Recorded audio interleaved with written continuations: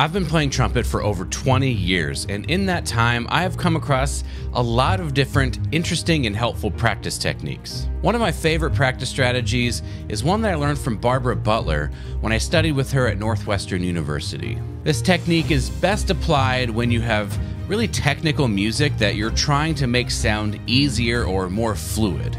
Maybe it's a passage with fast articulated notes, or maybe it's an excerpt that's giving you trouble and you can't seem to get past it.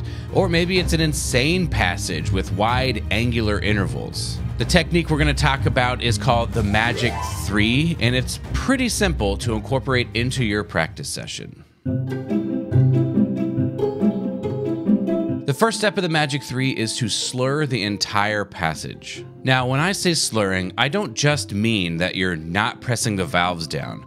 When you're slurring, you want to make sure that every single note within this passage is even and consistent and that there's no break in the sound whatsoever. In a sense, you're looking for it to sound like a long tone or like a flow study, like what you might play when you warm up. When you have repeated notes in this step, you can do one of two things. You can lightly re-articulate the repeated note so that you can kind of keep track of where you're at.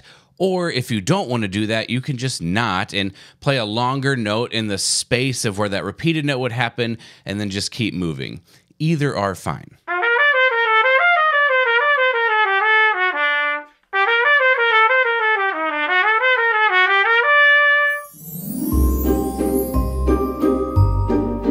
The second step of the Magic 3 is going to be adding a light articulation where the printed articulations are. The goal of this step is to learn how to articulate within a slur. You're still going to very much feel the air and the slurring feeling from the previous step, and now you're just trying to figure out, how do I articulate without interrupting that kind of air? The correct feeling for this step should be that you feel that slurred air, that everything is flowing, and then you're successfully coordinating each one so there's a clear, yet maybe not hard articulation on each note.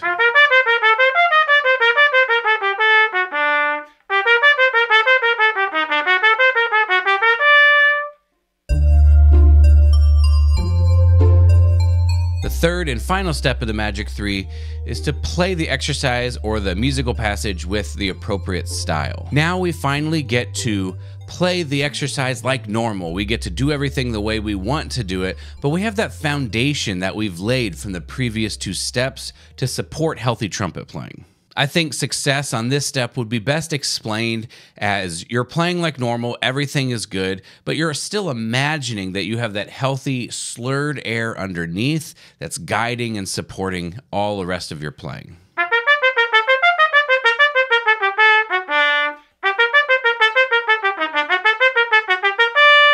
Now let's look at how we would apply the Magic 3 to two different musical examples. The first example is going to come from Petrushka. We're going to look at the ballerina's dance.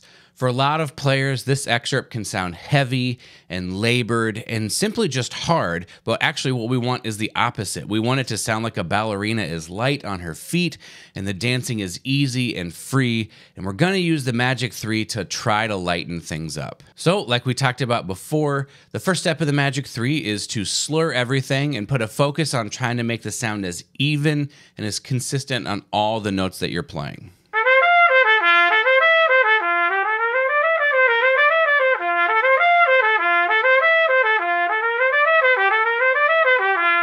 The second step is to lightly tongue each note, trying to make sure that you're continuing that healthy slurred air from the previous step while coordinating clear and consistent articulation within that airstream.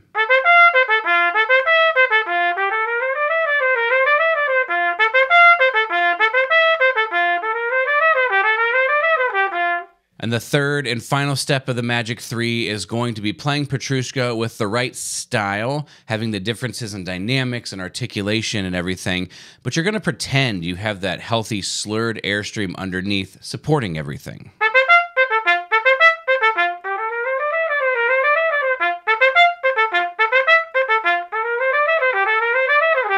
The last musical example that we're going to cover is going to be Cascades by Alan Vizzuti. The reason I wanted to include this is because it's crazy. There's so many angular, wide leaps that besides having good ear training, that's going to be helpful for success. Being able to connect everything with your air is a really essential part of finding success. Being able to play these fast, short notes with tone and making it sound and feel easy. So, step 1, slur everything.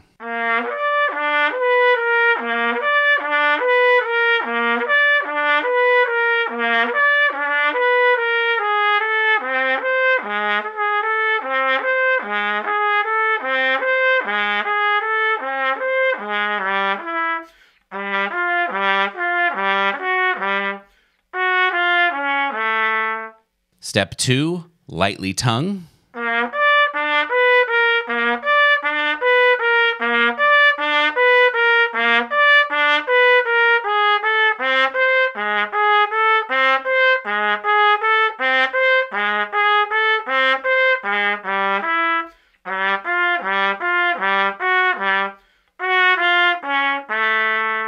And step 3, play normally.